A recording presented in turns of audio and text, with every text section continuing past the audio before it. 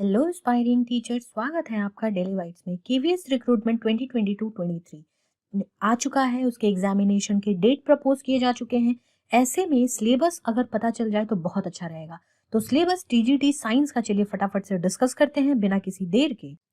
ये आ गए अब हम सिलेबस पे। सिलेबस में सब्जेक्ट स्पेसिफिक जो पूछने वाला है that is from inclusively that is only from NCERT। NCERT के सिलेबस से पूछा जाएगा और text book 6 to 10th class के, ध्यान रखिएगा, 6 टू 10th क्लास के लिए टीजीटी साइंस से सवाल पूछे जाएंगे और आपकी टेस्टिंग होगी डेप्थ नॉलेज की। आपकी जो भी जानकारी है इन डेप्थ उस बारे में बात होगी। चलिए शुरू करते हैं, फिर टॉपिक को समझते हैं। पहला टॉपिक है हमारा नेचर मैटर का और बिहेवियर क्या है। ध्यान रखिएगा, क्लास 8th में भी दे रखा है, क्लास 7th में भी है, क्लास 10th में भी है, 9th में भी है। मैटर वाला चैप्टर हर जगह है। Matters matter a lot. तो ये कुछ उस प्रकार का है।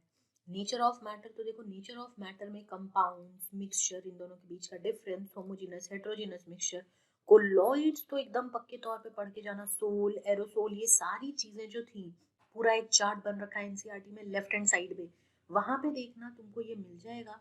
वो बहुत अच्छे से पढ़ के जाना। साथ में पार्टिकल नेचर और देयर बेसिक यूनिट।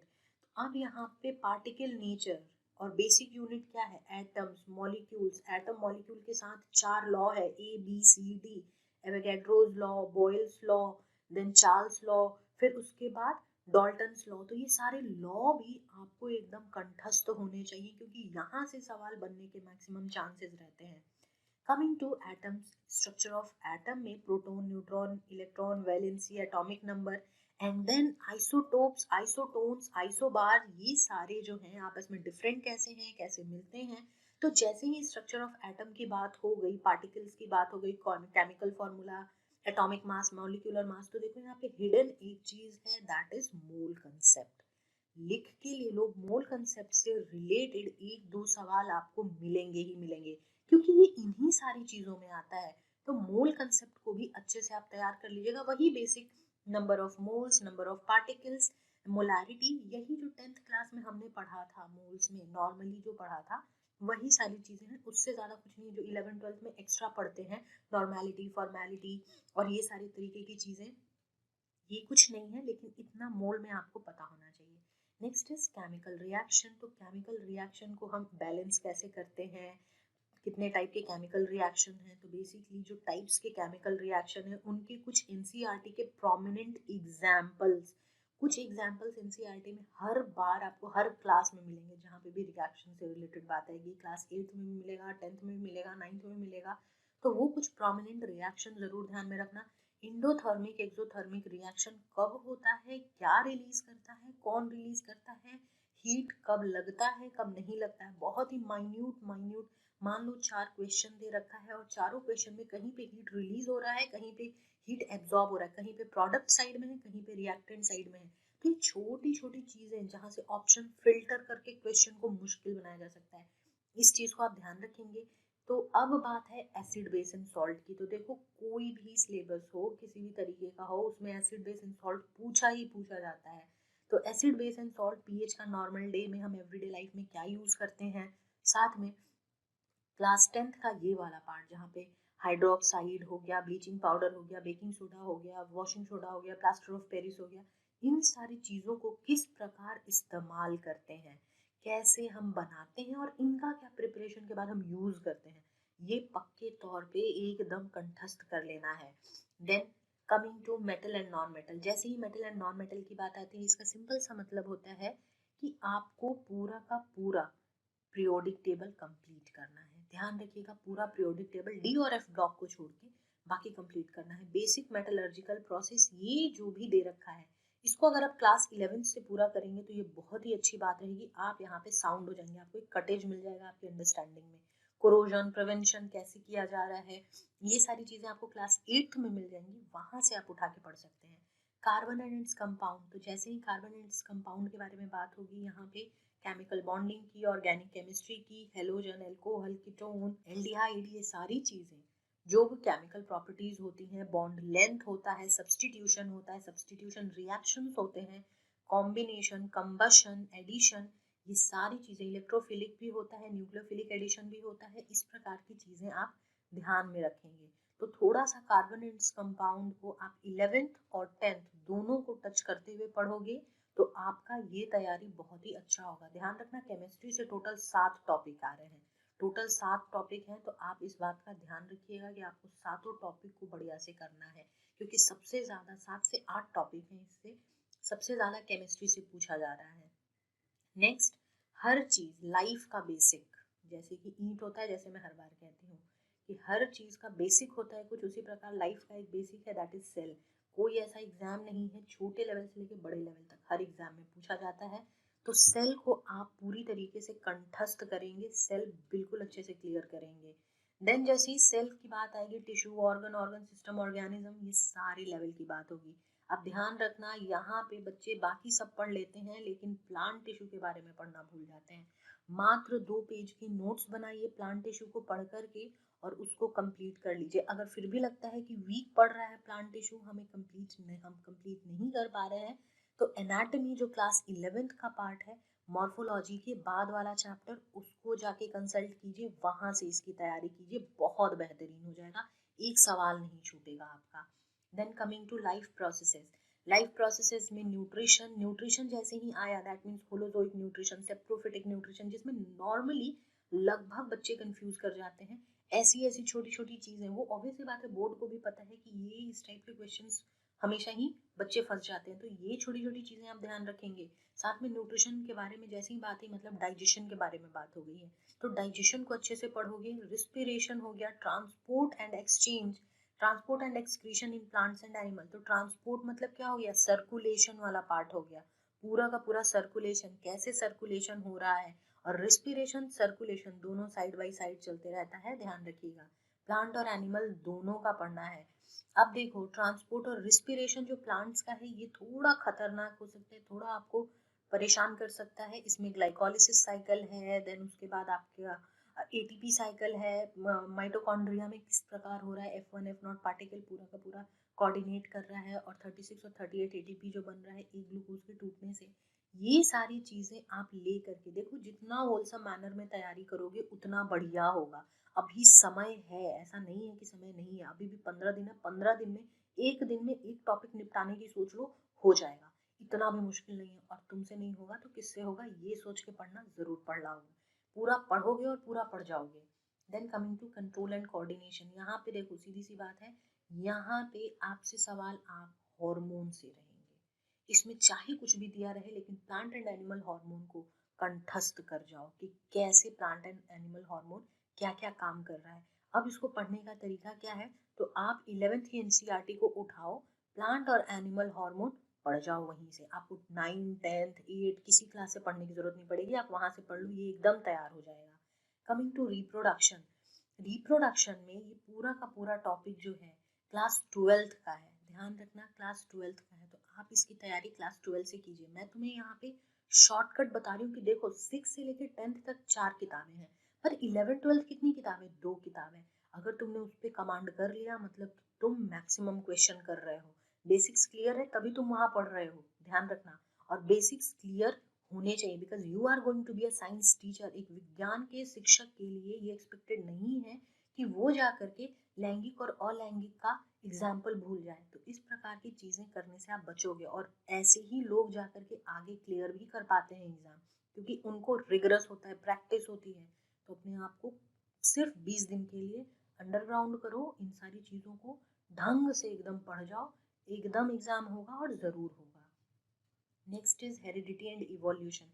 हेरिडिटी और इवोल्यूशन का भी हिसाब वही रहेगा जहाँ पे क्लास 10th में हमने पढ़ा है, तो जितना क्लास 10th में दे रखा है वो सारा आपको पढ़ जाना है। इनहेरिटेंस ऑफ ट्रेट कैसे होता है, ट्रेट कितने प्रकार के होते हैं, 2 प्रकार के, एक्वायर्ड होते हैं, इनहेरिटेड होते हैं, ये सारी चीजें आप देख के कर जाओ, होगा और बढ़िया हो जाएगी तैयारी।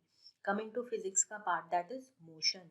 मोशन के बिना तो कुछ भी नहीं हो सकता भाई, तो motion, types of motion, uniform motion, non-uniform motion, acceleration, uniform acceleration, non-uniform acceleration, velocity time graph, uniformly accelerated motion, circular motion के बारे में एक एलिमेंट्री नॉर्मल आइडिया जो क्लास 10th में दे रखा है या क्लास 9th में दे रखा है, ये वहाँ से दोनों जगह से चेक कर लीजिएगा, ज़रूरी होगा वहाँ से क्लियर करना, क्योंकि सीटेड तक में डिस्टेंस टाइम ग्राफ और वेलोसिटी टाइम ग्राफ से सवाल आता है कि अगर इस प्रकार से ये ग्राफ है तो इसका जो नॉर्मल ग्राफ बनेगा, स्पीड टाइम ग्राफ है, तो वेलोसिटी किधर जाएगा, कि वो पैरेलल होगा एक्स एक्सिस के या वाई एक्सिस के, इस प्रकार करके सवाल रहता है। तो जब वहाँ पे सवाल रहता है तो यहाँ तो पूरा पोर्शन दे रखा है, तो ग्राफ को भी आपको ध्यान में रखने की ज़रूरत है। मोशन के साथ साथ force and laws of Newton, Newton के लॉ जो है फोर्स के मामले में, मोमेंटम, कहाँ पे मोमेंटम कंजर्व हो रहा है, कहाँ पे मास ऑफ इनर्शिया आ रहा है, कहाँ पे क्या चीज़ कंजर्व हो रही है, इस कंजर्वेशन को एकदम मुट्ठी में पकड़ के रखना, कहाँ पे कौन सी चीज़ कंजर्व होती है और वहाँ पे कौन सा एक्शन और रिएक्शन होता है। Then gravitation is once again very important topic, क्योंकि ग्रेविटेशन में सिर्फ बात गुरुत्वाकर्षण की नहीं है, सिर्फ गुरुत्वाकर्षण से इम्पोर्टेंट क्या चीज़ें हैं, सैटेलाइट्स है, फ्री फॉल है, और ग्रेविटी है, एक्सेलरेशन ड्यू टू ग्रेविटी है। देन कमिंग टू कि हाइट पे अगर हम चले गए तो ग्रेविटी का क्या इन्फ्लुएंस होगा, अगर डेप्थ में चले गए तो ग्रेविटी का क्या इन्फ्लुएंस होगा, यूनिवर्सल जो कैपिटल जी है वो किस किस चीज़ से इन्फ्लुएंस होता है। ये छोटी छोटी चीज़ें, ऑब्वियस बात है, तुमसे डायमेंशन नहीं पूछेगा कि जी का डायमेंशन क्या है, लेकिन जी किस चीज़ से इन्फ्लुएंस करता है ये ज़रूर पूछा जाएगा, क्योंकि जी फिजिकल किसी भी फैक्टर से इन्फ्लुएंस नहीं होता है। तो छोटे छोटे कॉन्सेप्ट जहाँ पे टीचर को क्लैरिटी रहेगी तभी जाके वो क्लास में ट्रांजैक्ट कर पाएगा। तो ऐसी ऐसी चीज़ों को पकड़ना और समझना ज़रूर तैयारी होगी अच्छी। कमिंग टू फ्लोटेशन, फ्लोटेशन में बहुत ही सिंपल छोटी छोटी चीज़ें हैं, thrust, up thrust, pressure, Archimedes principle, buoyancy, ये सारे जितने चार दिख रहे हैं ये इनफैक्ट लूसेंट से भी उठा के पढ़ लोगे तुम्हारा काम हो जाएगा। फ्लोटेशन का पूरा लूसेंट पढ़ जाओ, जो वो लाइन दिए हुए रहते हैं, काम निकल जाएगा। Work power energy, once again work power energy बहुत इंपॉर्टेंट रहेगा, क्योंकि यहाँ पे एनर्जी को निकालना, एनर्जी कंजर्व होना, कैसे फोर्स, एनर्जी, वर्क, पावर सब रिलेटेड है, ये सारी चीजें ध्यान रखना। यहाँ पे law of conservation of energy जो लिखा हुआ है, तुम्हें क्या लगता है तुमसे लॉ पूछा जाएगा? नहीं, तुमसे ये कॉन्सेप्ट पूछा जाएगा कि कहाँ पे किस सिचुएशन में एनर्जी कंजर्व हो रही है। तो ऐसी सी चीज़ों को आप तैयार करेंगे। And lastly, second last is sound. Sound कैसे प्रोपोगेट होता है, किस प्रकार चलता है, अलग अलग मीडियम में कैसे चलता है, हियरिंग रेंज क्या है हमारी। अब देखो यहाँ थोड़ा सा टच लेगा बायोलॉजी का, ठीक है, कि हियरिंग रेंज क्या है, कैसे ह्यूमन हियर कर, सुनते कैसे हैं, सुनाई कैसे दे रहा है, अगर सुनाई दे रहा है तो क्या मैकेनिज्म काम कर रहा है, ये अगेन बायो वाला आ जाएगा। तुम्हें लगेगा कि बायो में तो ये दिया नहीं था, फिर कहाँ से पूछ लिया, दिया नहीं था, लेकिन यहाँ फिजिक्स में बायो को मिक्स कर दिया था, इसीलिए ई को 17 मीटर पे होता है, तो वो 17 मीटर वाला रेंज कैसा होना चाहिए, किस चीज़ पे डिपेंड करता है, साउंड का प्रोपोगेशन कैसे, अल्ट्रासोनिक, सुपरसोनिक, ये सारी चीज़ें क्या है, तो वो वहाँ से देख लेना। And then we have electric effect of current. देखो अब ये आ गया क्लास 12 से रिलेटेड कुछ कुछ टॉपिक। इलेक्ट्रिक इफेक्ट क्या होता है, ओम्स लॉ, रेजिस्टिविटी किस चीज़ पे, कंडक्टेंस, रेजिस्टेंस डिपेंड कर रहा है, कैसे हम पोटेंशियल ड्रॉप क्या होगा, पोटेंशियल डिफरेंस क्या रहेगा एक पॉइंट से 2 पॉइंट के बीच में। तो ये छोटे छोटे टॉपिक जो आपको मदद करने वाले हैं, ये सारे को आपको तैयार करना होगा। डेली लाइफ में हम फ्यूज का इस्तेमाल कहाँ पे कर रहे हैं, हीटिंग इफेक्ट ऑफ करंट क्या क्या है, तो ऐसी ऐसी चीज़ें जो डेली लाइफ से रिलेटेड हैं, जहाँ पे विज्ञान को हम अपने डे टू डे लाइफ में देख सकते हैं, ऐसी सी चीज़ों को आपको तैयार करने की ज़रूरत होगी। आप देखना इलेक्ट्रिक पावर जो है, ये पावर और यहाँ जो हमें पावर दे रखा है, ये पावर दोनों सेम है, दोनों को एक साथ मिला के पढ़ना, जल्दी तैयार हो जाएगा। और रिलेशनशिप क्या है, P V I R, resistance और potential, then we have power and then electricity, electric current, इन सब में क्या रिलेशन है, किस प्रकार काम करता है। P इज इक्वल्स टू जैसे भी आता है, वी आई आर आता है, और जो भी आता है वो सारी चीज़ें आपको तैयार करनी होंगी। Then magnetic effect of current, magnetism से related, right hand thumb rule, induced current, यहाँ से एक करंट पास कर रहा है और ये कंडक्टर है, यहाँ पे आपको दे देगा कि ये एक सर्कुलर कंडक्टर है, इसमें किस प्रकार का, इस प्रकार के इलेक्ट्रिसिटी इंड्यूस होगा या इस प्रकार का, माफ करना, मैग्नेटिज्म किस प्रकार से इंड्यूस होगा, तो ये इंड्यूस्ड करंट वाला, फ्लेमिंग का राइट हैंड थंब रूल हो गया, इलेक्ट्रोमैग्नेटिक इंडक्शन हो गया, ये सारी चीज़ें ध्यान रखोगे। Then coming to solenoid, solenoid को कब हम स्ट्रॉन्ग कर सकते हैं, कब वो वीक होगा, ऐसी सी चीज़ें बिल्कुल अच्छे से पढ़ के जानी है। Then coming to food production, food production में फर्टिलाइजर्स, मैन्योर्स कैसे हम प्रोटेक्ट कर सकते हैं फूड को, उन सारी चीज़ों के बारे में पढ़ के जाओगे आप। नेचुरल फेनोमेना में, अब ये पूरा नेचुरल फेनोमेना, ध्यान रखना ये पूरा नेचुरल फेनोमेना, ये दूसरा नाम है लाइट का, क्योंकि कोई भी नेचुरल फेनोमेना लाइट से ज़्यादा बड़ा नहीं है। लाइट की वजह से रिफ्लेक्शन हो रहा है, रिफ्रैक्शन हो रहा है, रिफ्रैक्टिव इंडेक्स आ रहा है, ऑप्टिकल फाइबर काम कर रहा है लाइट की वजह से, ह्यूमन आई काम कर रहा है लाइट की वजह से, डिफेक्ट ऑफ विजन, सबसे ज़्यादा important defect of vision, prism की वजह से कैसे लाइट की स्कैटरिंग हो रही है, डिस्पर्सन हो रहा है। तो ये ऐसी ऐसी चीज़ें जहाँ पे आप डेली लाइफ में लाइट का इस्तेमाल देखते हैं, ऐसी सी चीज़ों को कंठस्थ करने की ज़रूरत है। And last topic is are environment, कभी भी इन्वायरमेंट के बिना काम तो होगा नहीं, तो ये पूरा इन्वायरमेंट है हमारा इकोलॉजी।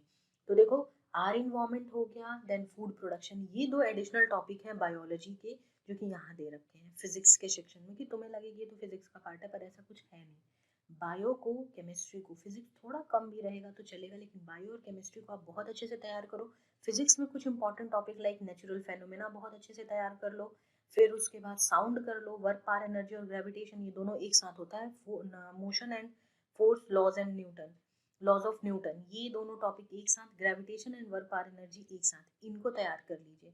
और शुरुआत कर लीजिए, आपको शुरुआत करनी है तो फ्लोटेशन से, जो कि आप शाम भर में बैठ करके लूसेंट से कर सकते हैं, तो वहां से। चलिए, वो था हमारा सिलेबस। अब बात करें कि ये सारी तैयारी कैसे पॉसिबल है, सारी इन्फॉर्मेशन कहाँ से मिलेगी। तो सारी इन्फॉर्मेशन आपको मिलेगी हमारे चैनल के प्लेलिस्ट, दैट इज केंद्रीय विद्यालय संगठन केवीएस के थ्रू, जहाँ पे आपको about the vacancy, about TGT, PGT, PRT, सारी चीजें, सारे मॉड्यूल, सारी डिटेल्स बन रखी हैं। तो जाइए, देखिए और अपने आप को जानिए, पहचानिए कि आप एलिजिबल हैं, क्या कर सकते हैं, क्या नहीं कर सकते हैं।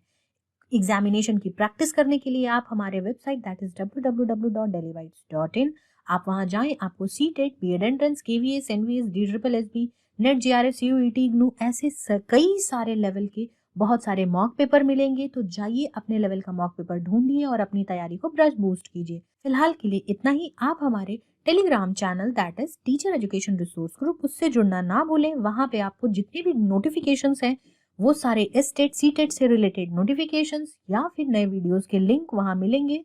तो जाएं, जुड़ें और हर अपडेट को प्राप्त करें। कोई डाउट, कोई क्वेरी हो तो आप मुझसे इंस्टाग्राम के थ्रू जुड़ सकते हैं, and the handle is just right in front of you. जाएं, जुड़ें, कोई डाउट, कोई क्वेरी हो तो आप मुझसे पूछें। I will be there helping you out. Until then, stay tuned, stay connected to Daily Bites. God bless you all.